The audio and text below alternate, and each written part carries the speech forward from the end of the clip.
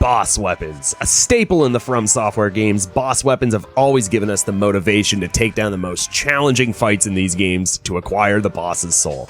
The awarded soul gives the player the ability to transpose the soul into respective boss weapons across the games.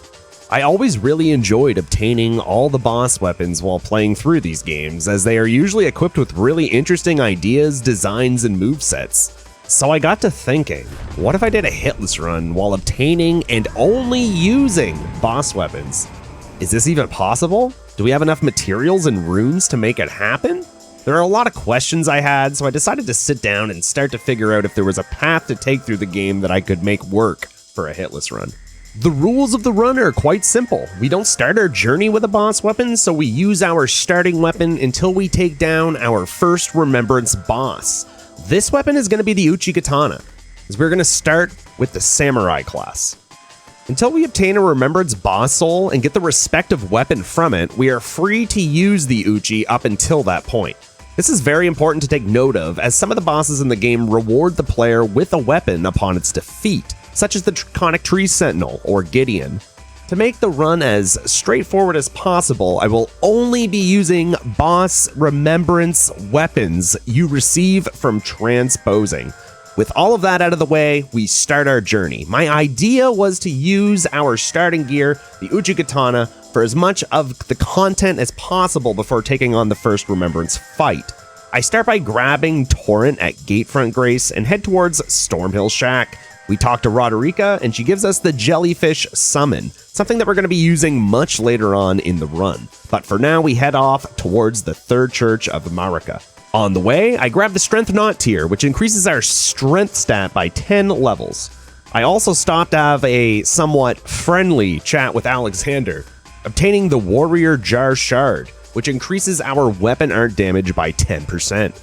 We also stop for some runes at this graveyard, along with Favor's Cookbook 1, which allows us to craft sleep pots, a very important item for these hitless runs. We reach the church and take the teleporter behind it to quickly travel across the map into Dragon Barrow and head off towards Fort Faroth, which holds the first half of the Dectus Medallion, a key item which allows us entry into Altus Plateau. Before reaching the fort, we reach a bridge that is guarded by a knight's cavalry. This is considered a pretty late game boss and yields 42,000 runes if we manage to kill it.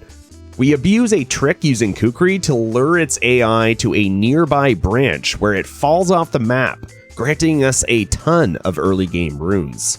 We reach the fort, but only grab the Site of Grace, as we need to travel to a nearby merchant that sells us a ritual pot as well as the Beast Repellent Torch, an item that repels most beast enemies in Elden Ring.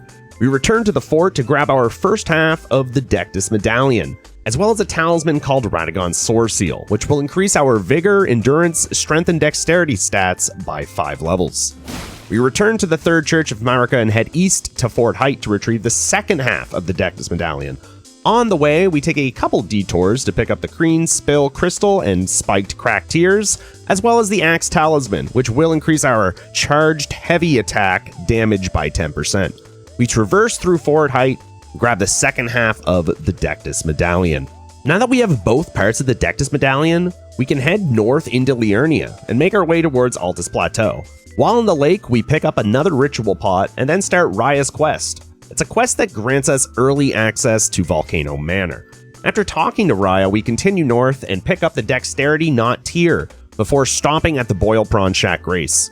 We get Raya's necklace back and take a moment to return to Kale to purchase a few items for the run. We take some throwing knives, the crafting kit, all 3 crack pots, as well as the telescope and the Missionary's Cookbook, allowing us to craft holy pots. After returning back to the Boil Prawn Shack Grace, we head back to give Raya her necklace. On the way, we take down a Deathrite bird using holy pots and get the red-feathered branch sword talisman. It's a talisman that gives us a 20% damage increase when our HP is low. After we complete Raya's quest, we are given the invitation to join Volcano Manor. After getting our invitation, we leave and continue north through the lake to a teleporter that leads us to the blacksmith Iji. We will need this blacksmith as he will grant us somber smithing stones to upgrade our boss weapons. We grab the Site of Grace near him and head towards Caria Manor. We get the Site of Grace for later and return to Iji to continue our way through the rest of the lake as we head towards the Lift of Dectus. As we make our way through the end portion of the lake, we pick up some extra runes from these balloons in the lake, as well as the Academy Key, which will grant us entry to Raya Lucaria. We grab the Site of Grace near the Academy Gate for later, and head into Raya Lucaria Crystal Tunnel. We need to take down the Crystalian at the end of this cave, as it gives us the bell bearing to purchase Infinite Smithing Stones 1 and 2. This is going to allow us to upgrade our Uchigatana to a plus 12, a much welcomed damage boost. We exit the cave and head towards the Lift of Dectus. We will take the lift and enter into the Altus Plateau and immediately head towards the Draconic Tree Sentinel. On the way, we detour to pick up the Winged Crystal Tier, a tier that grants us a boost to maximum equip load by 450% for 3 minutes. We get to Draconic Tree Sentinel and abuse his AI with Kukri, lure him to the edge of the cliff. Using a combo with the Uchi, we cause him to stagger near the cliff's edge, knocking him off the edge with a final blow. It's actually really nice that the run works like this. This combo with the Uchi is really easy to pull off, so we can take down the non-remembrance boss with it early on in the run without having to swap weapons. We can also use this nice extra rune bonus to purchase items and level our character to make the next few fights go a bit smoother. We do just this and return to the round table to buy a bunch of different weapons to put different Ashes of Wars on. We also buy our smithing stones so that we can level up our Uchigatana to a plus 12. We also grab a seal as well so we can cast buffs, along with the Spirit Calling Bell for later. We return to the start of the game and head south into the Weeping Peninsula. There is a merchant in the peninsula who will sell us infinite kukri, as well as an extra crackpot. We grab the goods from this merchant and we return once again to the Third Church of Marika. After reaching the church, we head west into Caelid. In Caelid, we will want to grab this Site of Grace before heading off to pick up Flame Grant Me Strength, an incantation that will buff our fire and physical damage by 20% for 30 seconds. We continue into Caelid and head towards the swamp. We pick up many different things in the swamp for the future of the run. We get the Meteorite Staff, alongside the spell Rock Sling. We also grab a bunch of Aeonian butterflies from around the swamp. We leave the swamp and head down into Radahn's Festival Site of Grace for later. On the way, we also pick up these fan daggers guarded by a couple dogs. We grab the Site of Grace and then return to Limgrave to finally take on Margit, our first real boss encounter of the run. Stink bug, put you in my mouth. I hate it here. Stink bug, make me scream and shout. Stink bug, make my life a dream. Stink bug, make my panties cream. Have another one on me, sweat smile. What?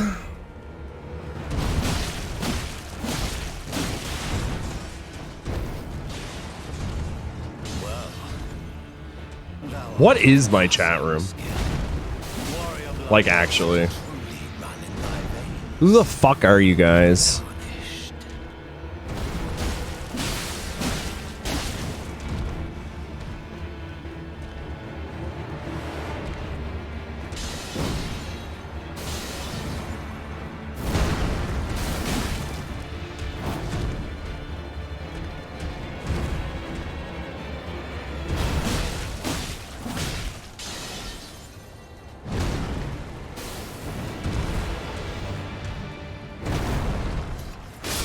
Upon defeating Margit, we are granted our second talisman pouch. We grab the Grace outside Stormvale Castle and head back to the forest in Limgrave to pick up a few more buffs and Ashes of War for the run.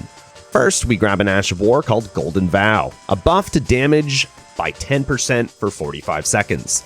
We also return to Fort Height and take down this knight to grab Bloody Slash, an Ash of War that will let us damage ourselves to get in range to take advantage of the Red Feathered Branchsword talisman we picked up in Liurnia. With all of our buffs in our possession, we head back to Warmaster's Shack to take down Bernal. We need to take him down before joining the Volcano Manor, and the reason for this is because we want an Ash of War he sells, and that Ash of War is called Assassin's Gambit.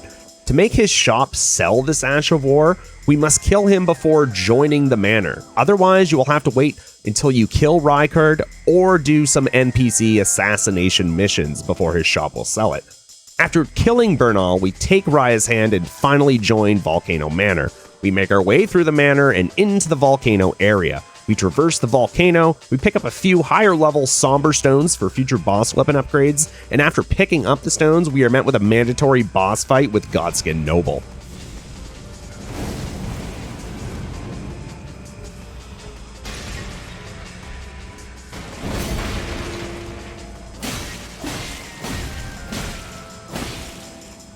Me too, Piano. His little legs swinging.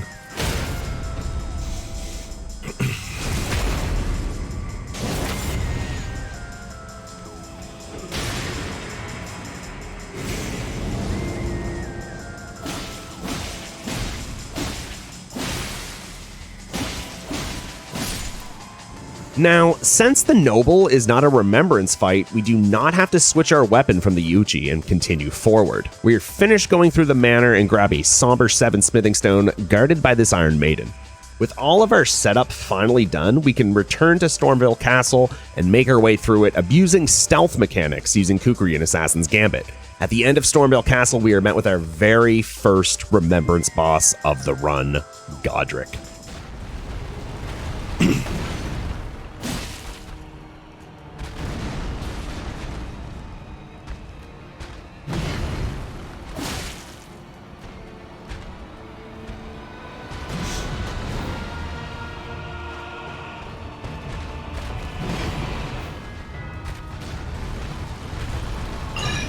What are Pee Wee Herman's favorite baseball teams?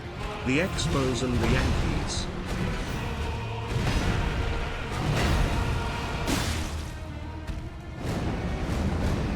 Okay.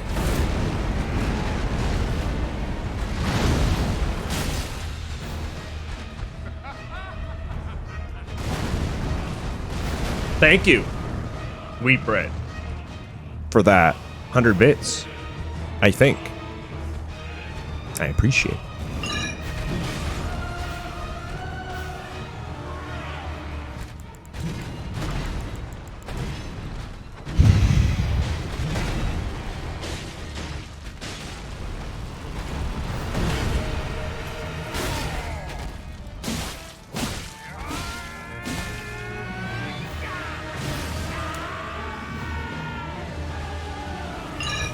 Chat, I think Swed is mad at Amy for making him eat 2 bad beans. We're still cool, right?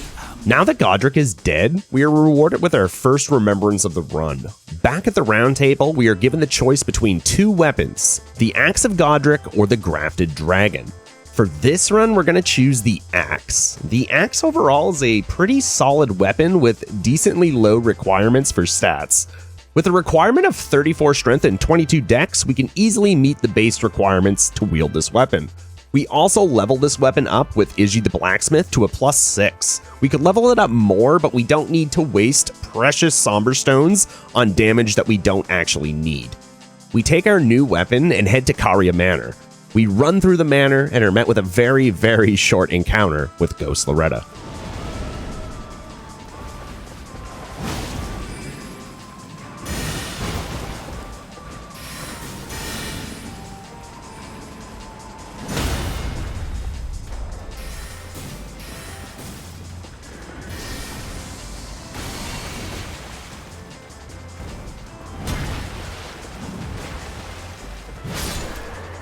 Ghost Loretta is not a remembrance boss, so we are free to keep on using our current axe. We make our way to Ranni's tower and start her side quest. We don't need to complete her side quest, but rather unlock the ability to make Selvius turn into a merchant. We grab Selvius' potion, take a quick detour to Pydia to grab a ritual pot as well as a larval tear, and quickly head over to Renna's Rise. Renna's Rise is normally blocked until completing Ranni's side quest, but by performing a bit of parkour, you can bypass the locked door and enter this teleporter that for some reason isn't deactivated. The teleporter takes us to Ainzel River Main, which we grab a nearby site of grace so that we can return here at a later time in the run. But for now, we return to Redmane Castle to take on our second remembrance fight, the Starscourge Radahn. That is so many. What are you going to do with them? What does voracious mean, chat?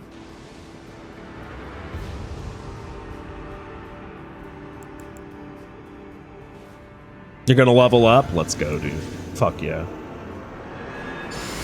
Give to the poor. You're Robin Hood now.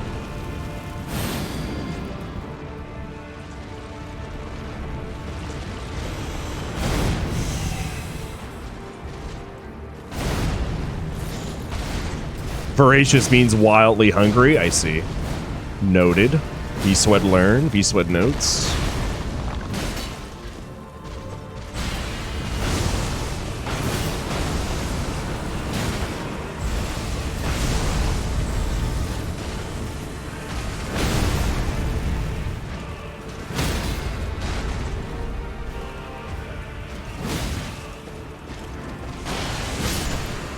Now that we have our second remembrance in our possession, the path to Lendel that was previously blocked is open up for us to enter.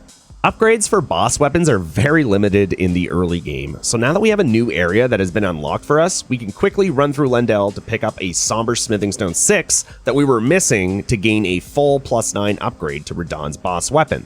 Oh yeah, Radahn's boss weapon. Again, we're given two options. The first option is Star Scourge Greatswords. The second is the Lion's Bow.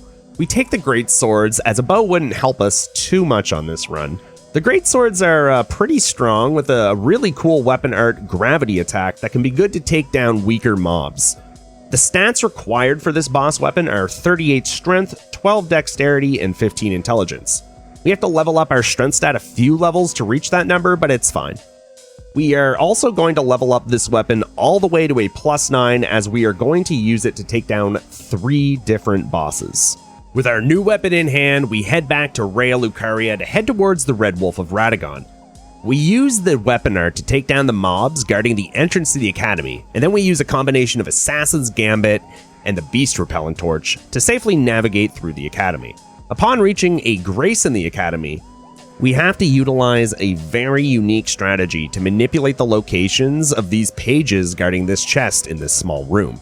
The chest holds a ritual pot, and we're going to need a lot of these ritual pots in this run. After obtaining the ritual pot, we are met with the Red Wolf's Fog Wall. Outside the Fog Wall, I'm going to cast many different damage buffs, as well as Assassin's Gambit. We're going to enter the fight, but since the Gambit is casted, the wolf will not immediately see us. We will then abuse his AI to turn around with a well-placed kukri throw. I am having too much fun, yeah. Catching things and eating their insides, like indecision to call you. Now, the reason I had to route the run in this particular order was because of this fight. For some reason, the charged R2 of Godrick's weapon causes sound to come from the weapon as it scrapes along the ground, and this sound was enough to alert the wolf to notice me as I was charging up the attack. I thought that the weapon's different animation that can cause different levels of sounds was really interesting, so I thought I'd share that with you guys.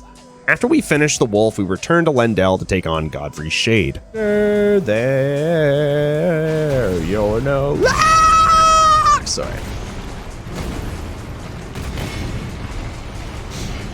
I wanna be back in your atmosphere.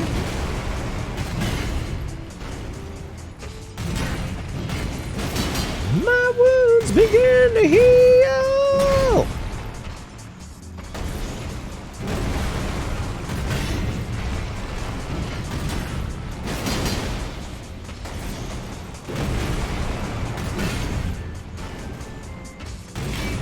That is very much a trend, Abyssal. Dude, Aura could be such a good hitless runner if she wanted to.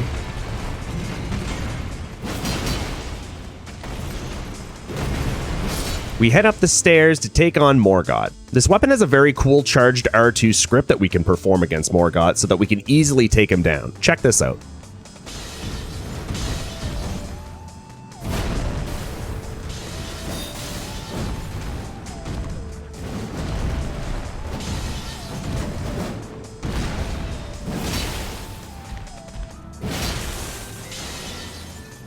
I appreciate those lurks, Brant, man.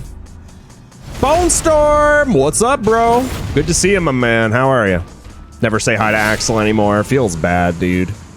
After defeating Morgott, we receive another remembrance and have to make another choice on our weapon.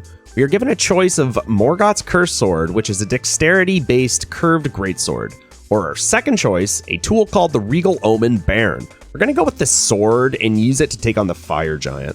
We level up our dexterity to the 37 mark so that we can wield the sword, as well as level it up to a +7. We could take it all the way to a +9, but we don't want to waste the materials on extra damage, so we level it up and we head out to the rolled lift in the mountaintops. On the way to the lift leading to the mountaintops, we pick up a Somber 6 smithing stone located behind this statue. Now that another new location on the map has been unlocked due to story progression, we can make use of Somber stones laying around the world that are now accessible to us. We take down this Scarab Beetle for another quick Somber Stone, and then head down to the lift. We grab this Somber 7 stone hiding in a skull as we make our way to the rolled lift. After arriving in the mountaintops, we have to pick up a few more Somber stones. It's important to note that we're going to be picking up the bell bearings that will grant us the ability to purchase infinite amounts of the stones. However, these are very pricey, and we have to focus on meeting stat requirements for our boss weapons with what runes we already have. Not to mention the runes required to level all these weapons up gets very pricey as well.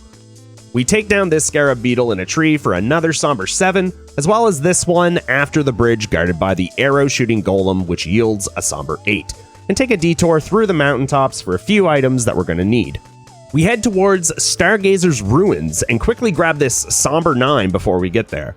We reunite the jellyfish with her sister and are rewarded with a primal glintstone blade talisman, which reduces spell FP costs by 25%.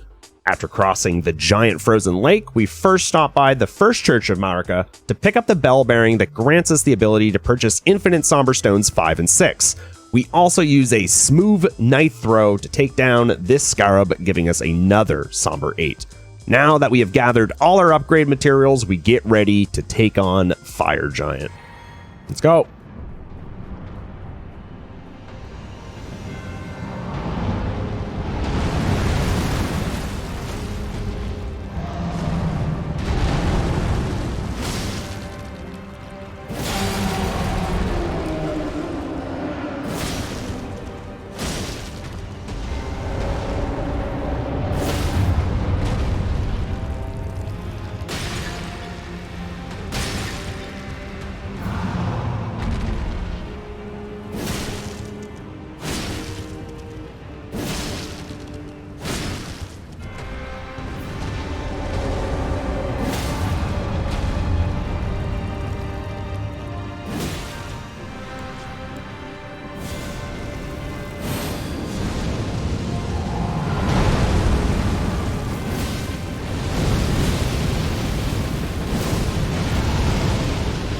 Sleep only causes a stagger. It's not permanent.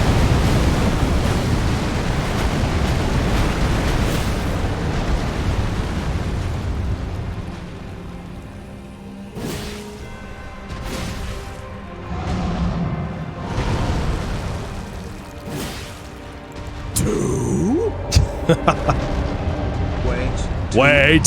Staggers? 2 staggers, dude. Thank you, Mr. Asselgran, for the 222 bits.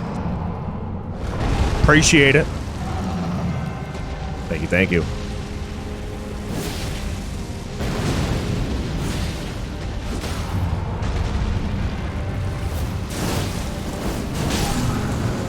We take down Fire Giant and head towards the crumbling Farum Azul. This area has a ton of very good somber pickups for us to take advantage of. One of the most notable ones being this bell-bearing pickup, granting us the ability to purchase infinite 7 and 8s. Before we reach the Godskin Duo, we grab this somber 7 and this somber 9 lying in our path.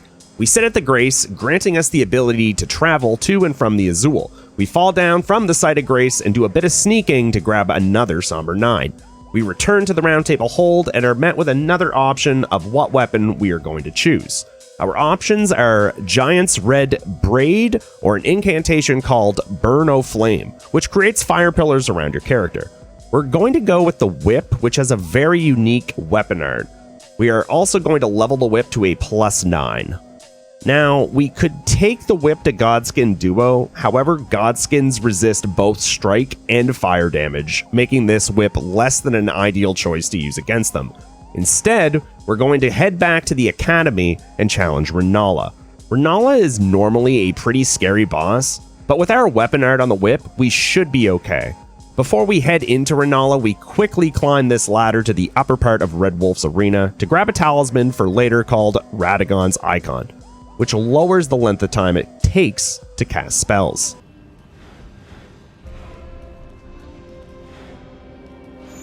One.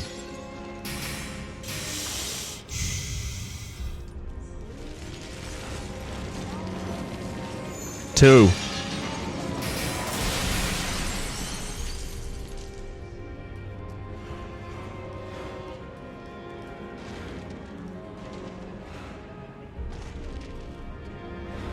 I'd have to think about that metal show question, though.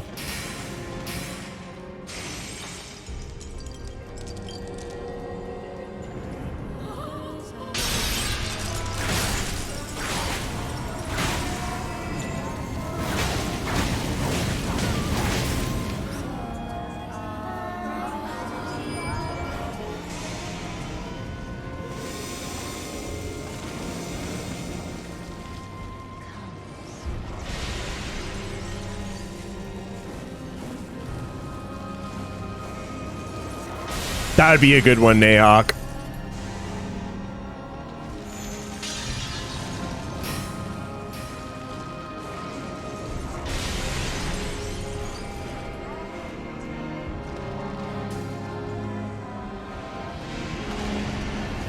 Forgot all about it, man. Holy shit!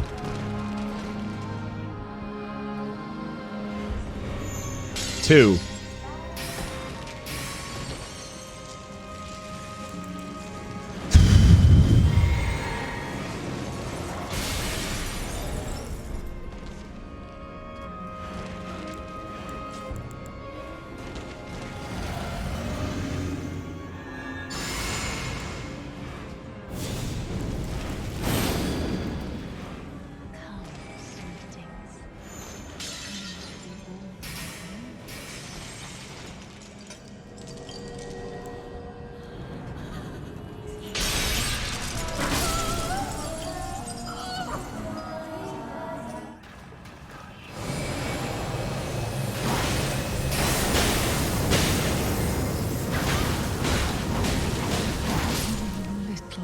Good, good, good. After we defeat Rennala, her remembrance offers two different items. The first is a very powerful sorcery called Rennala's Full Moon, or we can gain the Carian Regal Scepter. We're going to take the scepter, which requires a staggering 60 intelligence to wield. While this is a lot of intelligence, it's alright because we can easily give Rennala a larval tier that we bought from Pydia to respec our stats into intelligence. We level our staff to a +9 and head off to do a bit of setup that's going to help us with our magic class for the next fight. Speaking of the next fight, you may be thinking it would be smart to go on and take on the Godskin Duo with our strong magic build. To which I would agree with you, we definitely couldn't take on the duo with this build. However, I really wanted to include Rykard on this run and fight him in a way that most people probably have never seen before. But for now, with our scepter at a +9, we're going to progress Selvius' storyline by giving Gideon his potion back at the round table. And then we're going to return to Selvius so that we can purchase the spell Glintstone Icecrag. We return to Stormhill Shack, Site of Grace, and head south to a lookout tower for a chest guarded by 3 mobs. In this chest is the Arrow's Reach Talisman, which affects the distance our spell Rocksling will travel. We then return to Boilprawn Shack and head west to the swamp, leading to the Albinarch village, to grab a Scara beetle, giving us the Ash of War called Vow of the Indomitable, which we can apply to a shield. It will grant us invincibility for 36 frames. This is a crucial Ash of War for when we take on Rykard, and you guys will soon see why. We then head into the Albinarch village to pick up this larval tier so that we can revert back to our original build after the Rykard fight. For now, we head to Altus Plateau to head northeast to the Altus Tunnel. We could have come and challenged the Duo Crystalian boss fight earlier, but I wanted to wait until we have this magic build set up as it makes the fight much more easier to manage. We sneak through the tunnel and take on the Crystalians.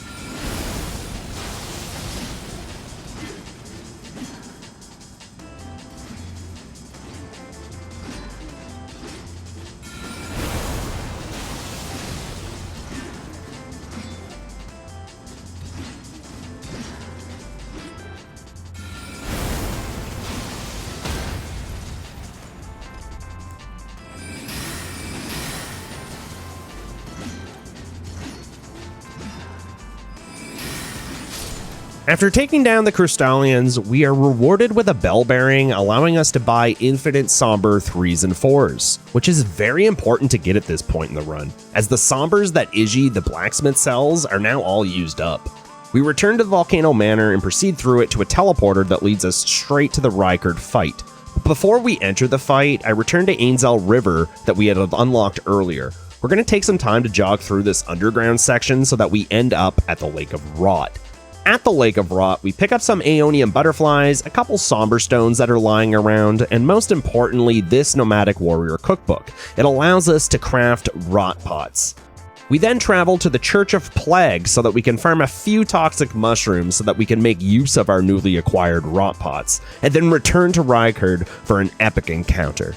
We are going to use a combination of rot for passive damage, as well as frost damage from Glintstone Icecrag to lower Rykard's defense. With this lowered defense, he will take increased damage from Rock Sling, a physical damaged base spell. We offhand the Meteorite Staff for even more damage from Rock Sling, as the Meteorite Staff increases all gravity sorcery damage.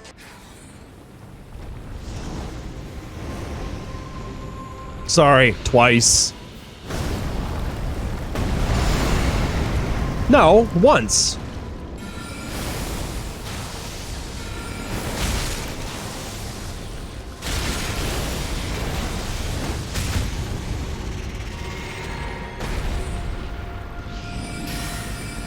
Vow of the PogChamp, dude.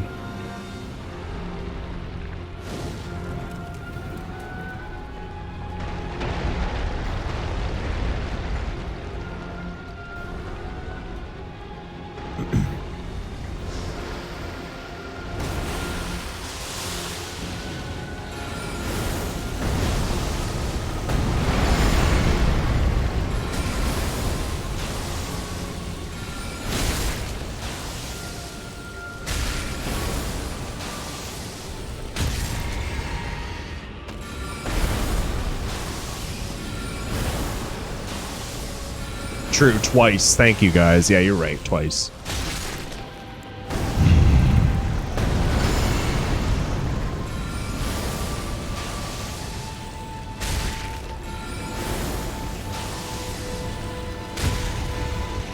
What's up, Miko? This is Rennala's staff.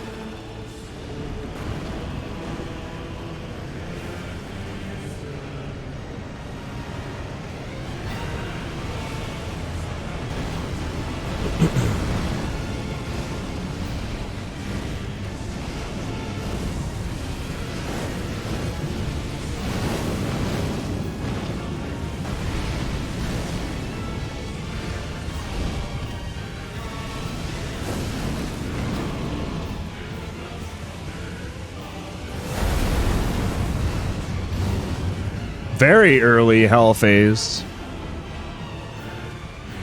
Lock onto him, dude. Fuck me, man.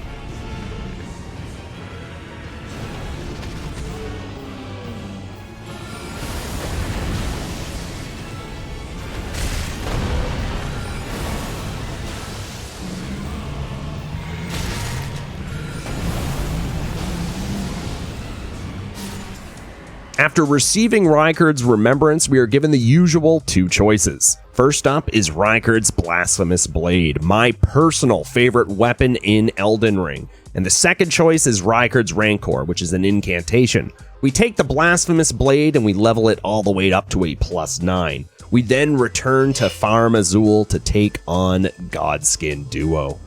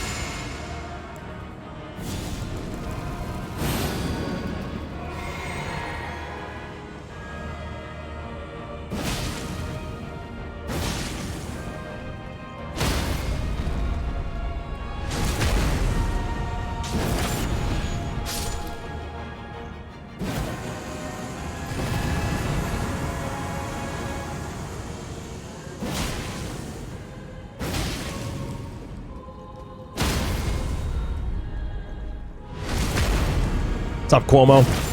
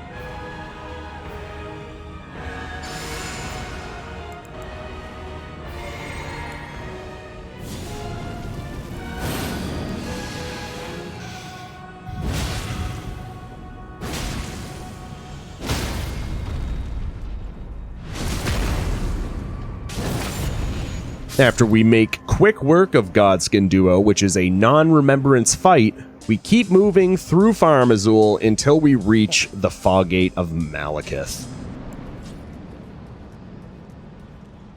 Thou who approacheth destined death will not have it stolen from me.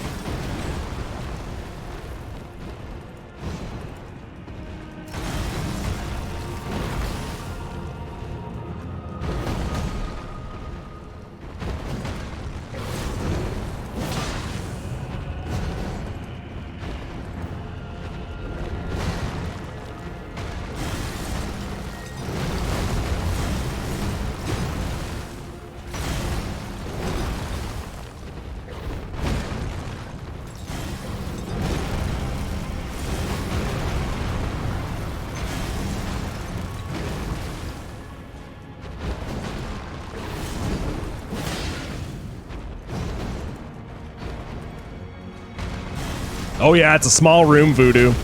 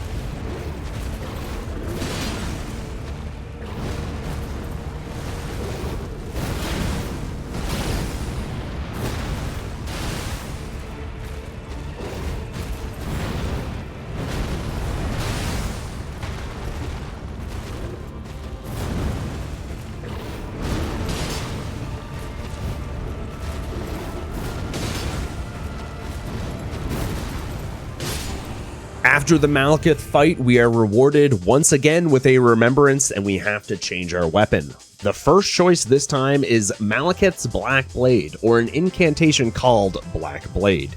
We're going to stick with the melee and grab Maliketh's Black Blade for Godfrey. But before we head into Gideon, we return to Caelid briefly and head to the Church of Plague so that we can get the nomadic cookbook for poison pots. We use a couple precise rot pot and poison pot throws to take out Gideon without his AI even reacting to us. Gideon does not give us a remembrance, so we continue straight into Godfrey, heading into the end here. It should be noted that we are mid-rolling for this boss fight due to the weight of the weapon we're using. In Phase 2, Hoarah Loux has an AoE roar attack that is very tough to dodge without light rolling, so we're going to save our physic drink until the start of Phase 2. Then we will use the Winged Crystal tier to give us the ability to fast roll for 3 minutes during this time.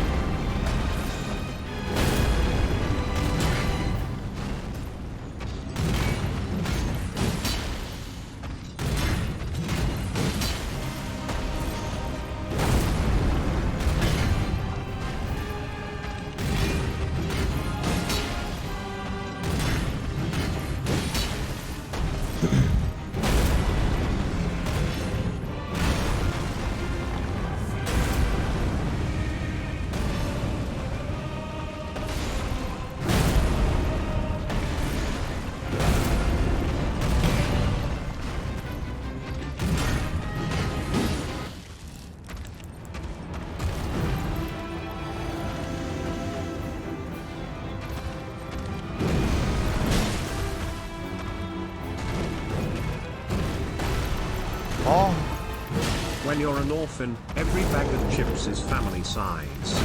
Family? Often family portraits are just selfies. Just fucking wow.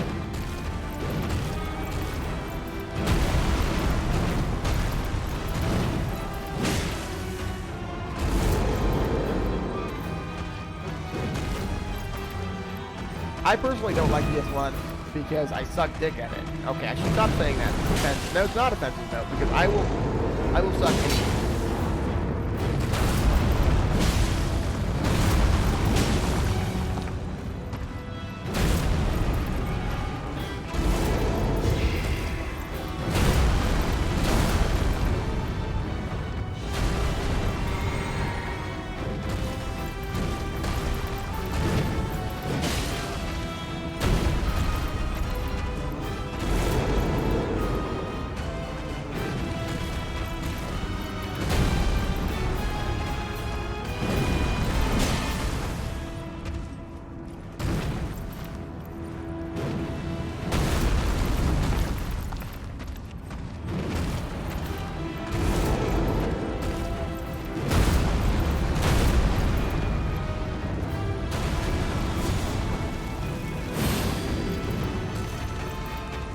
I like that positioning.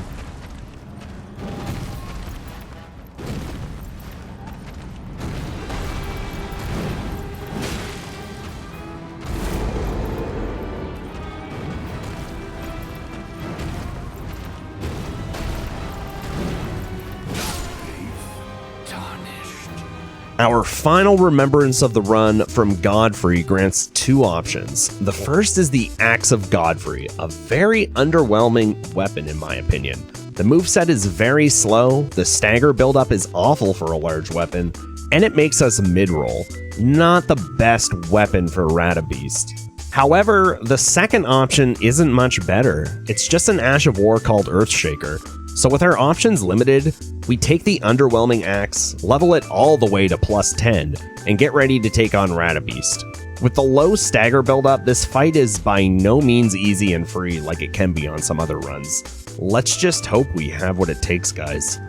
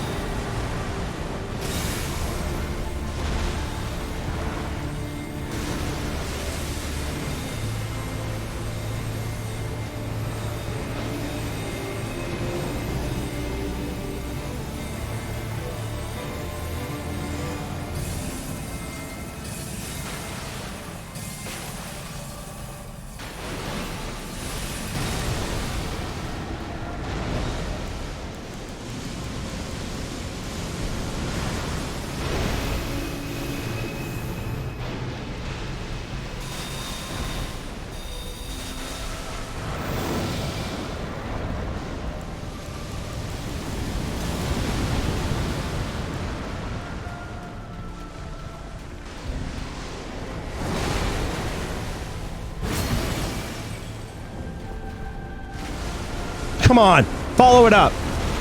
Follow it up!